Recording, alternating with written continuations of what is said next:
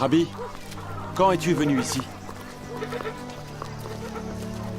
En vérité, je vous le dis. Vous me cherchez non parce que vous avez vu des miracles, mais parce que vous avez mangé des pains et que vous avez été rassasiés. Travaillez non pour la nourriture qui périt, mais pour celle qui subsiste, pour la vie éternelle, et que le Fils de l'homme vous donnera. Car c'est lui que le Père a marqué de son sceau.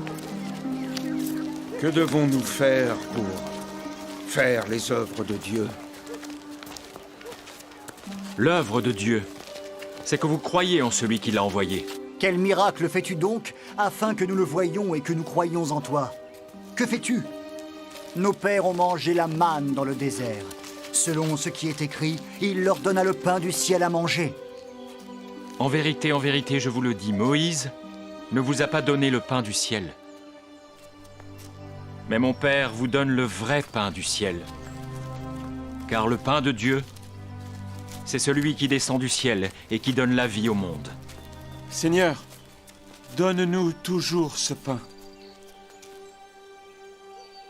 Je suis le pain de vie. Celui qui vient à moi n'aura jamais faim. Et celui qui croit en moi n'aura jamais soif. Mais je vous l'ai dit, vous m'avez vu et vous ne croyez point. Tous ceux que le Père me donne viendront à moi. Et je ne mettrai pas dehors celui qui vient à moi. Car je suis descendu du ciel pour faire non ma volonté, mais la volonté de celui qui m'a envoyé. Or, la volonté de celui qui m'a envoyé, c'est que je ne perde rien de tout ce qu'il m'a donné, mais que je le ressuscite au dernier jour.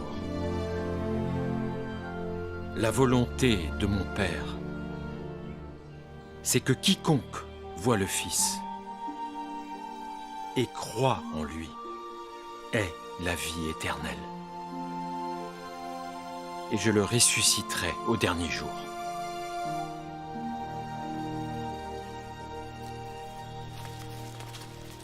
N'est-ce pas là Jésus, le fils de Joseph, celui dont nous connaissons le père et la mère? Comment donc dit-il, je suis descendu du ciel? Ne murmurez pas entre vous. Nul ne peut venir à moi si le Père qui m'a envoyé ne l'attire. Et je le ressusciterai au dernier jour. Il est écrit dans les prophètes, ils seront tous enseignés de Dieu. Ainsi, quiconque a entendu le Père et a reçu son enseignement vient à moi. C'est que nul n'a vu le Père, sinon celui qui vient de Dieu. Celui-là a vu le Père. En vérité, je vous le dis, celui qui croit en moi a la vie éternelle. Je suis le pain de vie.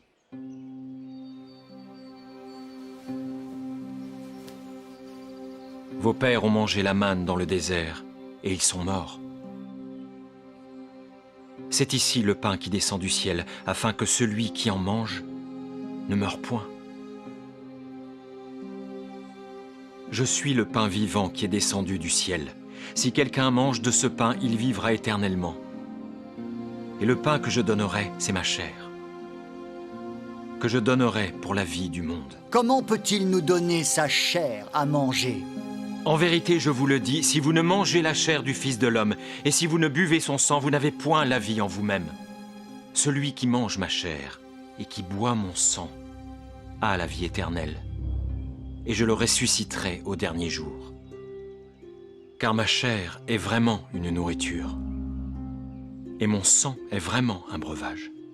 Celui qui mange ma chair et qui boit mon sang demeure en moi, et je demeure en lui. Comme le Père qui est vivant m'a envoyé, et que je vis par le Père. Ainsi celui qui me mange, celui-là vivra par moi. C'est ici le pain qui est descendu du ciel. Il n'en est pas comme de vos pères qui ont mangé la manne et qui sont morts. Celui qui mange ce pain vivra éternellement.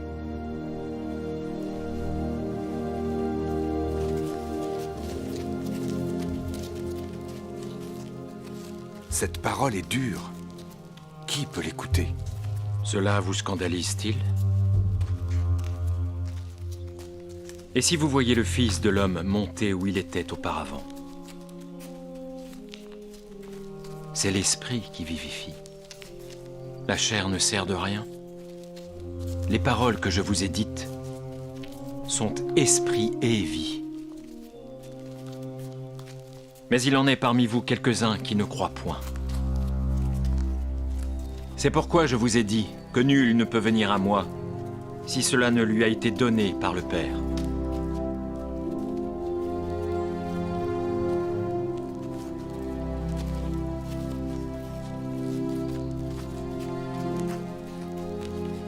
Et vous ne voulez-vous pas aussi vous en aller? Seigneur, à qui irions-nous?